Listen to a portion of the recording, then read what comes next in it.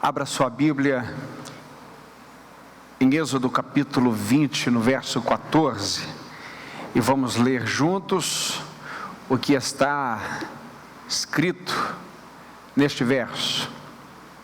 Êxodo capítulo 20, verso 14, diz assim, vamos juntos: não adulterarás. Mais uma vez, não adulterarás. Que a tua palavra, ó Deus, seja ministrada com poder pelo teu Espírito em nosso coração, em nome de Jesus. Amém, Senhor. Está aqui mais uma vez um mandamento que é tão negligenciado. Na última semana vimos o mandamento não matarás, e vimos o quanto corremos o risco de nos incluirmos nesse mandamento não matarás. Jesus aprofundou de tal forma que levou esse mandamento para além de puxar o gatilho ou coisa parecida.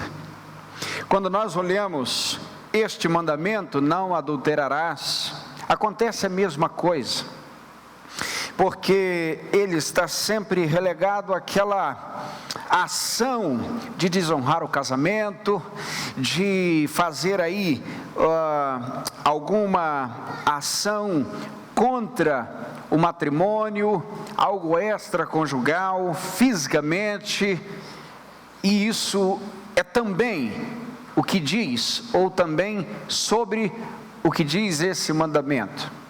Mas não é só isso. Essa é a superfície onde todo mundo consegue olhar. É importante que a gente dê uma olhada nas palavras de Jesus, lá no Sermão do Monte, em Mateus, quando Jesus começa a dizer o seguinte sobre esse mandamento. Leia comigo: ouvistes o que foi dito, não adulterarás. Eu, porém, vos digo, todo aquele que olhar com desejo para uma mulher, já cometeu adultério com ela no coração. 29. Se o teu olho direito te faz tropeçar, arranca-o e joga-o fora, pois é melhor para ti perder um dos teus membros do que ter o corpo todo lançado no inferno. 30. Se a tua mão direita te faz tropeçar, corte-a e jogue-a fora, pois é melhor para ti perder um dos teus membros do que ir todo o corpo para o inferno. Jesus está dizendo que os antigos ouviram, não adulterarás. Jesus, em primeiro lugar, ele está mostrando a autoridade de aprofundar aquilo que Moisés já havia dito. Ele tem autoridade de dar sequência à palavra de Deus no Sinai. Então ele diz: eu, porém, vos digo. E ele segue: todo aquele que olhar para uma mulher com desejo no coração, já adulterou com ela. E aí, nós temos uma situação muito mais profunda do que simplesmente ler, não adulterarás. O que Jesus está dizendo é: o adultério não acontece somente quando uma pessoa se une a outra fisicamente de maneira indevida, mas quando esta pessoa olha para a outra pessoa com maldade ou pensamentos impuros no coração. E Jesus vai dizer o seguinte: a coisa é tão séria que se o teu olho direito ou a tua mão direita te faz tropeçar, te leva a esse tipo de coisa, você precisa arrancá-lo e jogá-lo fora, porque é melhor que você entre sem a mão, sem o olho, do que ser lançado com o corpo inteiro no inferno. Bem, Jesus está mostrando aqui, em primeiro lugar, não é o fato de termos de cortar a mão direita, ou de arrancar o olho direito. O olho direito, a mão direita, aliás, a lateralidade direita para o judeu era extremamente importante. A parte, vamos dizer, essencial de todo cumprimento, de toda ação nobre, de alimentação, era tudo feito com a mão direita. O que Jesus está dizendo é: há mais importância em cuidar do teu espírito do que do teu corpo. Jesus está mostrando a profundidade da importância de cuidar do coração e dos olhos. Jesus está dizendo: cuidado com a questão espiritual, porque o corpo ele vai perecer, mas o espírito é eterno.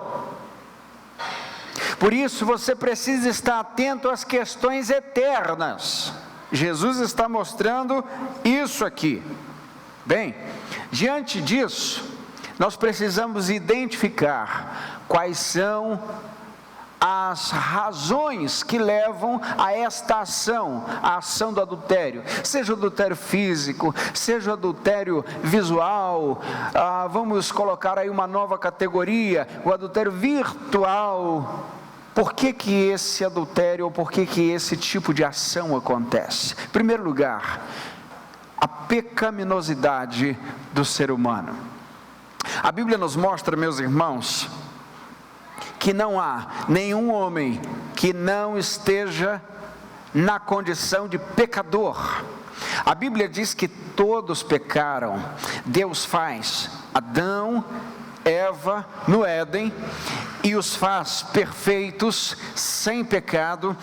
Deus está participando de sua presença no Éden, mas o homem peca, o homem vai até o pecado, escolhe o pecado, entra na dimensão do pecado, e agora ele está demitido da glória de Deus, da presença de Deus, e esta humanidade agora que está aqui longe da presença de Deus, é que vai gerar todos os seres humanos a partir de Adão e Eva, porque a matriz foi corrompida, todos nós fomos corrompidos, por isso a Bíblia diz que todos pecaram. A pecaminosidade do homem a partir do Éden não é algo que nós devemos subestimar. A pecaminosidade humana não é fruto de um escorregãozinho ali no Éden. A queda foi profunda, e todos os níveis do ser humano foram afetados. A vontade do ser humano foi afetada, a mente, o raciocínio do ser humano foi afetado, as emoções, os sentimentos humanos foram afetados, o físico foi afetado, ou seja, com a queda, nada ficou de fora, tudo foi afetado pelo pecado. Até aqui tudo bem? Por conta disso, porque não há nenhum homem que esteja, nenhum ser humano que esteja fora dessa condição de pecado, é que o pecado acontece, e um dos pecados se chama adultério. E aí, é claro, é óbvio que nós não estamos dizendo que esta é uma desculpa para pecar, mas é a explicação primária do porquê pecamos, porque de fato somos pecadores. Mas há uma segunda razão pela qual o adultério pode acontecer, e é a negligência conjugal. A negligência conjugal é o ato de ter como algo sem importância a vida íntima do casal. Pastor, será que é tão necessário a gente falar disso? Bom, eu tenho para mim que sim, porque Moisés disse, e Jesus continuou dizendo, então eu acho que eu devo dizer isso. A igreja deve ouvir isso, as pessoas devem ouvir isso,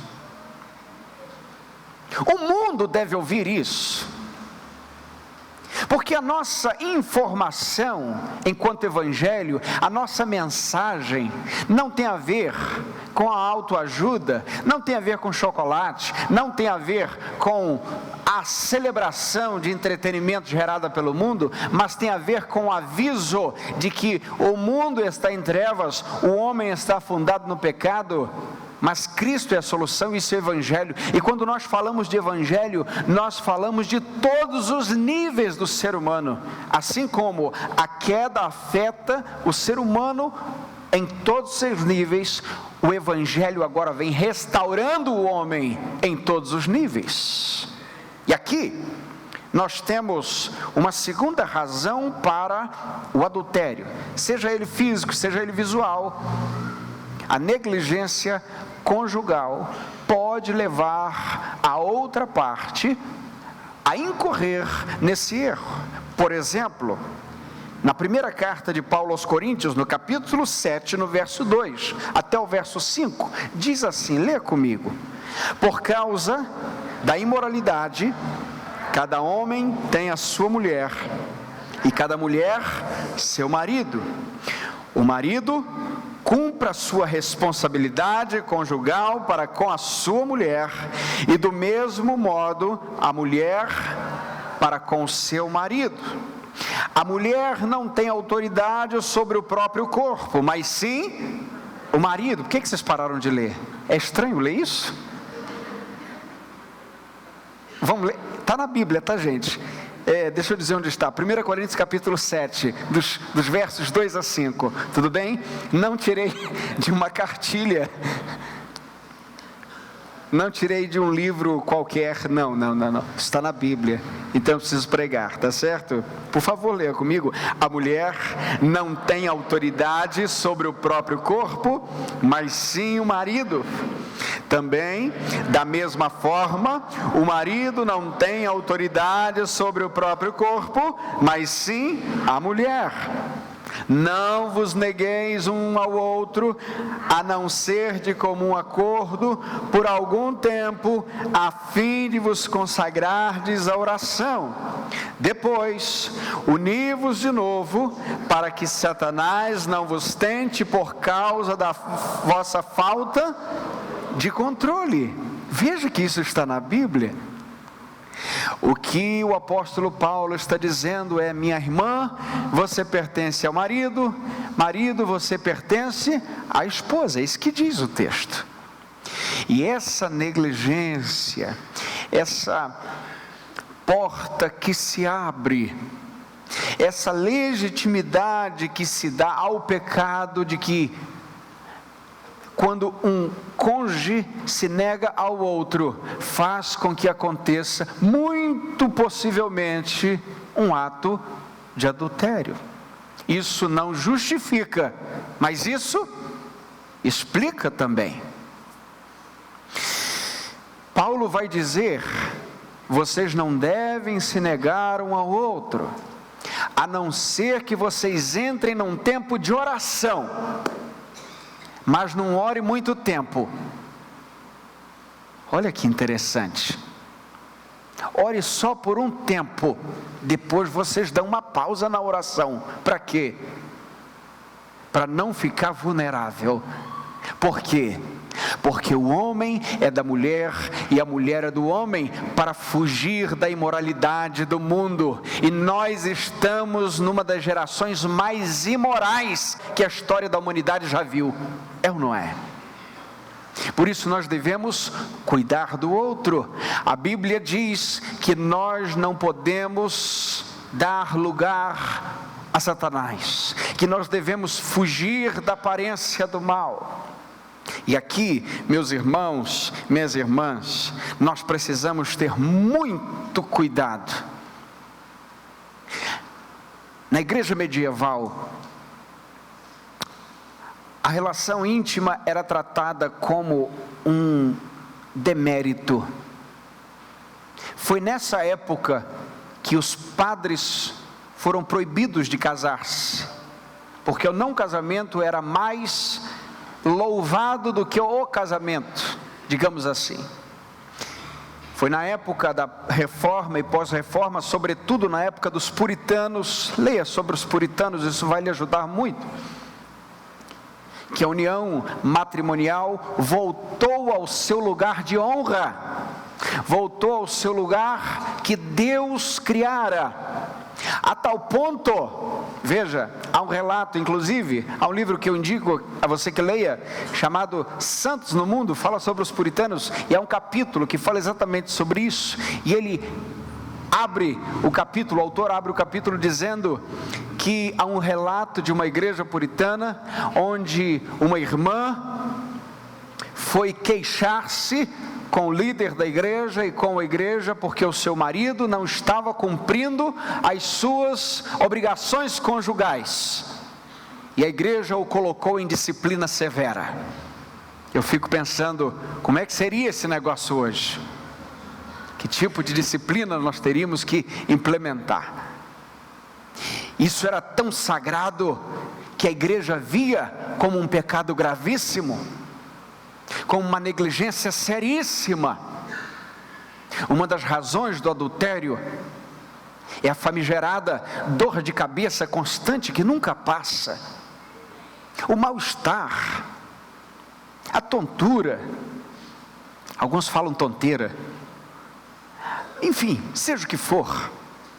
O fato, queridos, é que há muito mais coisas por detrás, digamos assim, de uma abstinência do casal. É claro que há muito mais histórias, há muito mais feridas, há muito mais dores, há muito mais palavras mal faladas, é fato, mas nós temos um Deus que cura e que sara todas as coisas.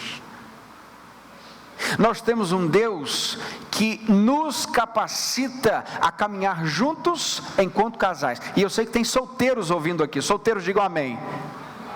Quando casar, já fica com a lição, leva para a tua vida em nome de Jesus, porque se nós como igreja não falarmos disso, o mundo está ensinando de maneira errada. Nós precisamos agir de maneira bíblica quanto a esse assunto, inclusive com os irmãos solteiros. Bem, diante disso, nós temos uma terceira razão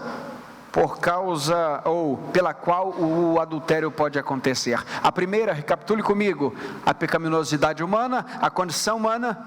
Segundo, a negligência conjugal. E terceira razão, as tentações constantes do mundo. Hoje, o mundo está pós-graduado em oferecer oportunidades de pecar. Não é verdade, gente? Falamos dia desses sobre a condição dos filhos e como é que nós temos que cuidar deles diante da internet, mas nós vemos que até certo tempo, para se cometer um adultério, precisava sair de casa, mas hoje essa ação é possível dentro de sua própria casa. É o chamado adultério virtual. Há uma estatística, por exemplo, que meninos até 12 anos, 90% deles já tiveram contato com material impróprio na internet. Se você não sabe, mais de 70% das buscas na internet é por material impróprio, chamado adulto, mas na verdade pornográfico. 24% desse total é material de pedofilia, ou seja, 1/4 de todas as buscas de materiais impróprios é material consultado por pedófilo. Tem que ter muito cuidado com isso. E pasme você, 40% dos homens e 20% das irmãs, das mulheres que estão dentro da igreja, são viciadas em algum tipo de material desse nível. Essa é uma pesquisa, é uma constatação séria. Bem, o que nós estamos aqui dizendo então é que nós temos 3 razões que mostram a grande decadência do matrimônio. A pecaminosidade do homem, nós temos a negligência conjugal e nós temos as tentações constantes. E aqui uma palavra para as irmãs. Dia desse eu falei com os homens, uma palavra para as irmãs, para as mulheres. Estejam aqui hoje, estejam assistindo depois essa mensagem, seja o que for. Vistam-se como crentes. Amém, gente? Mulher crente tem que estar em evidência que ela é uma cristã. A pessoa não pode fazer força se é ou se não é uma crente. Não estamos apregoando nenhum tipo de vestimenta padrão, porque o padrão é o bom senso que o Espírito Santo lhe dá. Não posso metrificar o tamanho da sua roupa, mas o Espírito, quando tu olha no espelho, pode lhe dizer se o teu decote está digno do Cordeiro ou não. Se você vai inspirar a outras irmãs e outras mulheres a se vestirem com decência, ou se você vai inspirar a homens a pecar por causa de sua roupa, por causa do teu comportamento. Você vai perceber se o decote, se o lascado da saia, seja o que for, se é decente, se é cristão, e se apresenta Cristo ao mundo. Então você precisa fazer uma pergunta antes de sair de casa, quando olhar no espelho, dizer: Senhor, estou vestida para a tua glória? Se essa resposta for sim, pode sair sem contraindicação. Sem contraindicação. E é claro, a Bíblia não prescreve falta de zelo com o seu corpo, minha irmã. Continue usando a sua chapinha, eu não sei o que você usa, se é bob, se é chapinha, eu não sei o que é. Capricha no visual, abençoa, fica bela, amém. Mas seja decente e seja modesta no vestir para a glória de Deus. Porque tem uma pessoa que gosta muito quando a mulher se veste de maneira sensual, é o diabo. E as mulheres cristãs devem andar agradando ao Senhor, sejam elas adultas, sejam elas jovens, e toda mãe tem que dar uma olhada na filha antes de sair de casa, para ver se ela está apresentando Cristo na sua vestimenta, na sua forma de agir, e se ela não está sendo, ou possivelmente possa ser, pedra de tropeço para alguém. Nós temos então alguns argumentos bíblicos contra o adultério. O primeiro argumento é que o adultério cultiva a lascívia no coração. Em Mateus capítulo 5, no verso 28, diz assim, vamos ler juntos: eu porém vos digo que todo aquele que olhar com desejo para uma mulher já cometeu adultério com ela no coração. Adultério no coração. Lembra de Davi quando estava no seu palácio? Salvo engano, segundo livro de Samuel, capítulo 11, o texto diz: na época em que os reis iam para a batalha, Davi estava no palácio do templo. Ele estava no lugar errado, na hora errada, porque tinha que estar na batalha. Ele estava fora da posição. E toda vez que a gente está fora da posição, nós estamos vulneráveis ao pecado. Ele olha a Batseba tomando um banho, é assim que diz o texto não camufla. Ele se interessa e manda chamar, era rei, podia fazer isso. E aí você conhece todo o desdobramento da história. A Bíblia sempre condenou o adultério, mas o adultério de Davi começou com seu olhar para Batseba. Segundo, o adultério desonra o casamento e enfraquece os matrimônios mais duradouros. Pastor, nunca traí a minha esposa. Já olhou indecentemente para uma mulher? Já teve intenções no coração que desagradaram ao Senhor? Então aqui está uma categoria de adultério que precisa ser vencida. O adultério também, meus irmãos, corrompe a mente e o coração. A mente e o coração vão sendo minados pela ideia do adultério. E é bom lembrar que ninguém rouba um banco sem antes ter treinado roubando uma caneta. Ninguém acorda e diz o seguinte: hoje eu vou roubar um banco. Não, ele já roubou uma caneta, uma carteira, um relógio, e ele vai se especializando. E ninguém cai no adultério simplesmente porque acordou e diz caí. Não, isso vem acontecendo no coração, dia a dia. Quarto lugar, o adultério é uma prática pecaminosa. Gálatas 5 vai dizer que as obras da carne são evidentes, e uma dessas obras da carne é a imoralidade, a impureza, a indecência. Além disso, o adultério tem consequências terríveis, e eu indico a todo homem e toda mulher também que lê Provérbios capítulo 5. Provérbios capítulo 5, aliás, do 5 ao 8, são textos imprescindíveis para que estejamos atentos à grande, maléfica consequência do adultério. Bem, quero partir para as aplicações finais. Como vencer o adultério? Agora olhe para cá.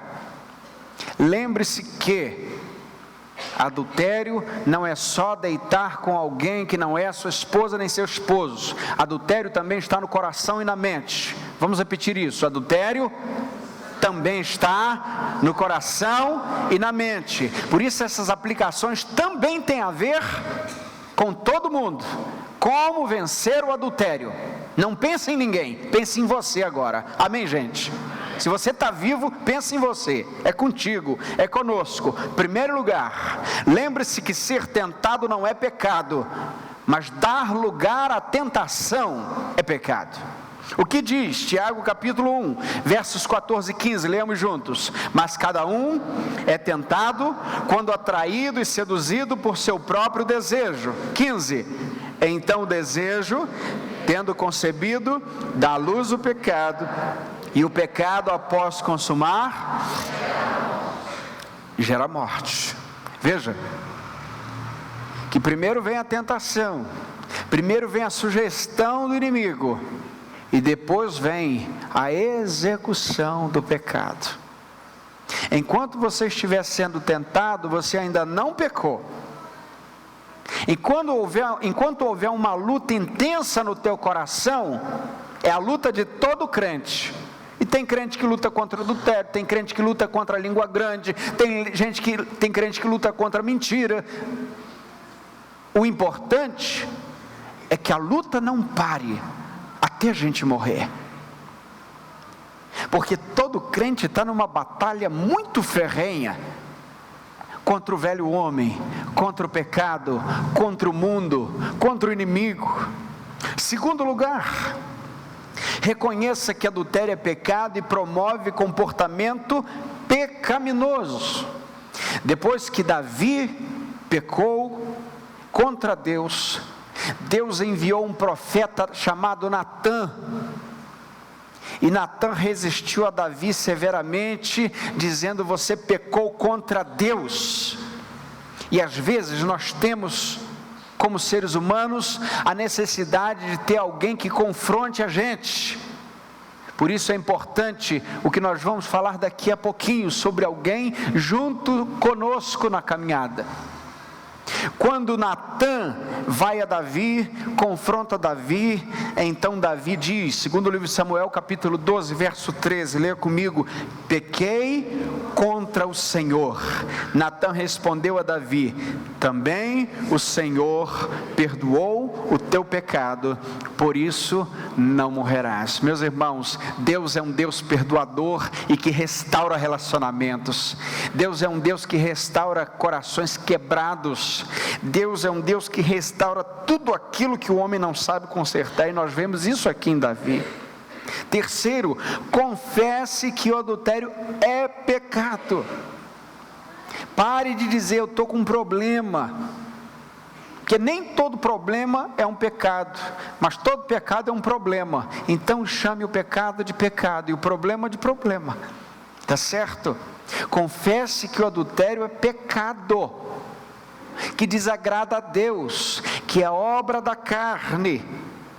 No Salmo 51, que é o salmo que o Davi escreveu depois de pedir perdão a Deus, ou pedindo perdão a Deus, dos versos 1 a 3, diz assim, leamos juntos: ó Deus, compadece-te de mim, segundo o teu amor, apaga minhas transgressões, por tuas grandes misericórdias, lava-me completamente da minha iniquidade e purifica-me do meu pecado, pois reconheço minhas transgressões e o meu pecado sempre está diante de mim.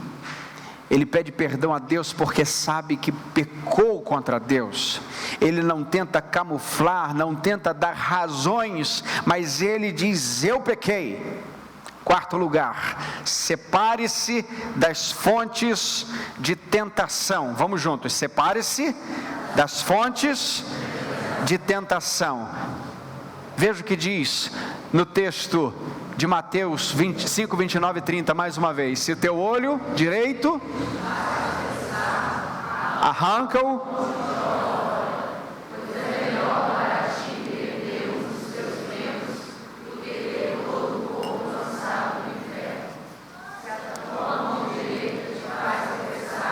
corta,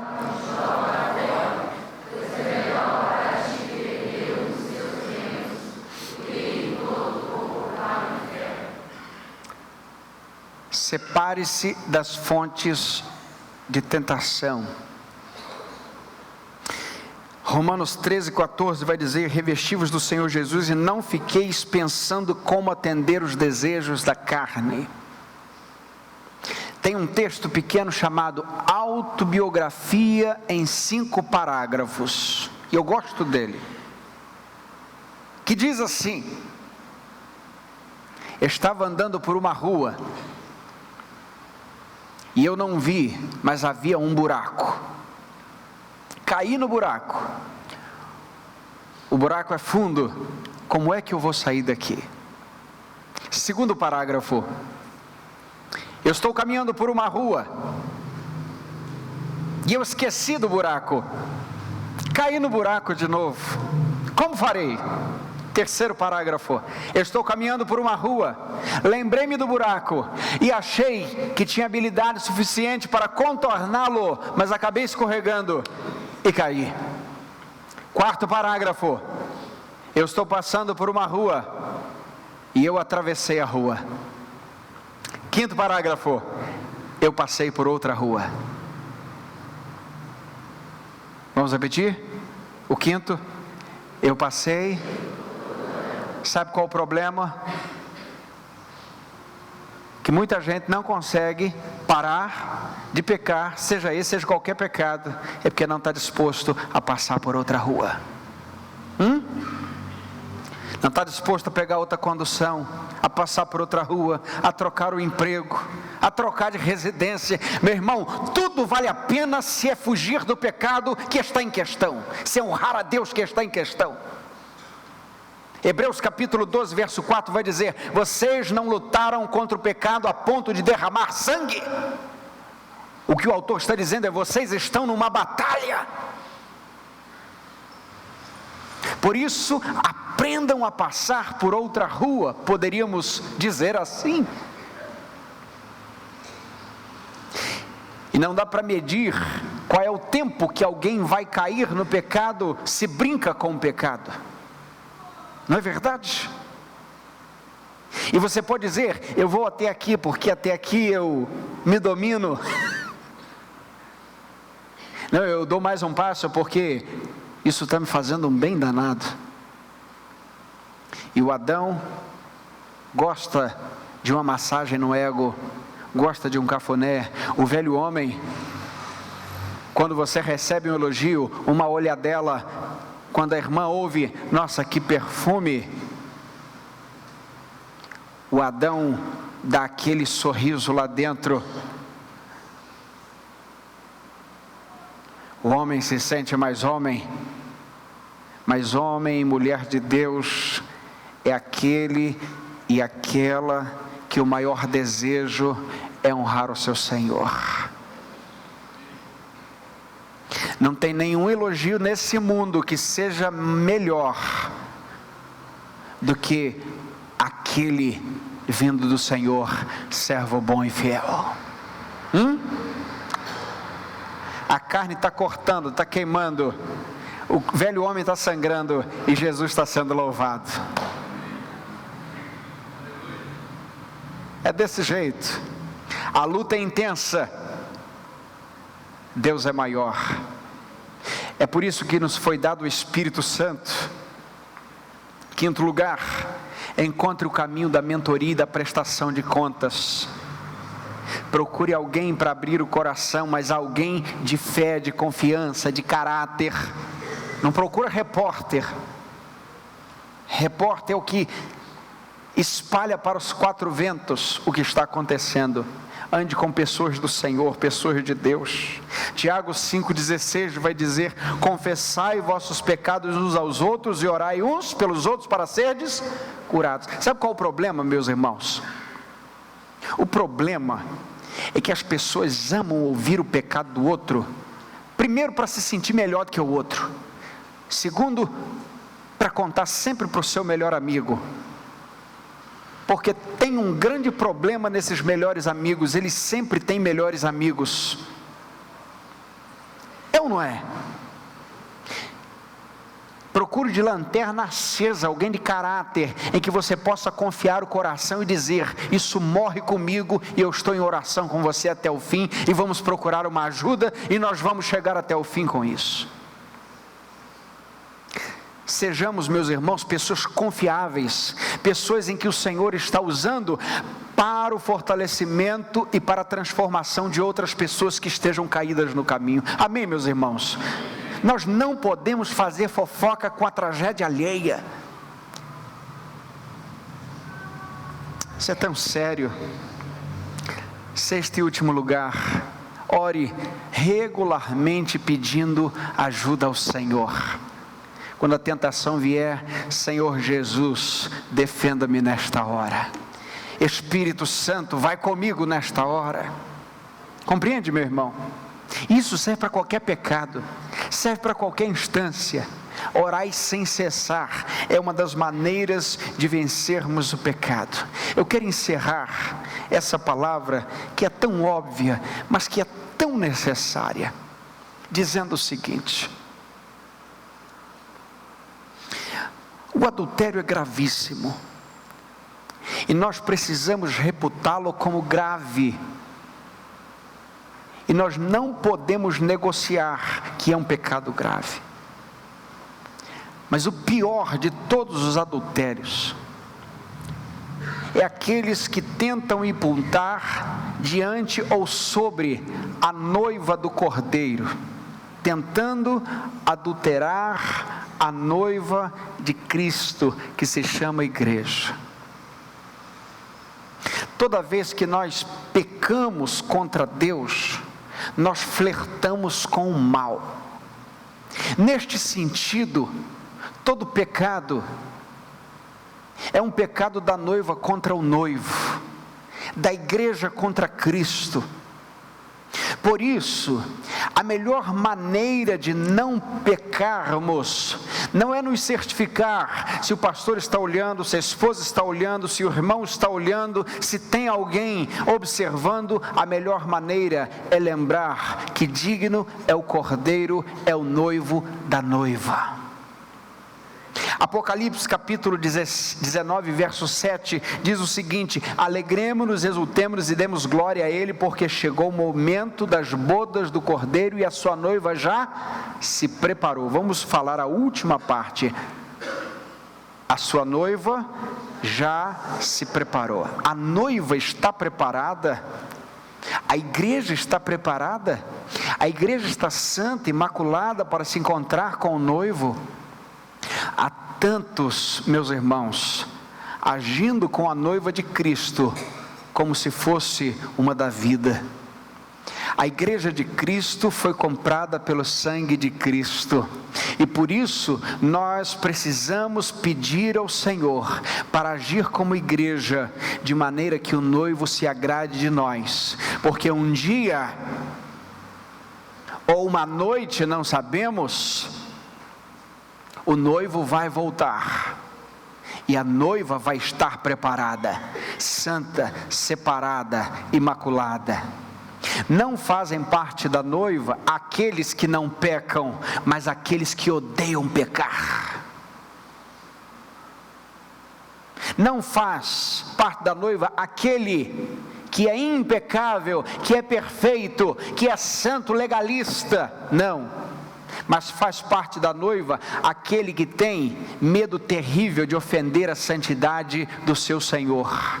Por isso, quando peca, cai de joelhos dizendo: Senhor, perdoa-me, o pecador que eu ainda sou.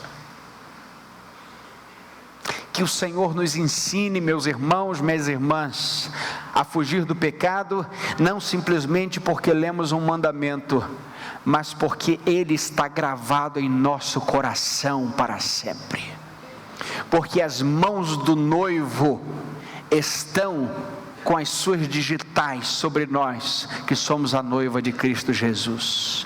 Por último, se há algum pecado que tenha sido cometido, Deus é poderoso para perdoar, como perdoou Davi e o restaurou para a sua glória. E se há algum pecado que no coração já aconteceu, mas que na prática ainda não aconteceu, que Deus tenha misericórdia e cancele todas as intenções pecaminosas do coração, para que Ele seja louvado a tempo em sua vida. Que Deus nos abençoe nessa noite, em nome de Jesus. Amém.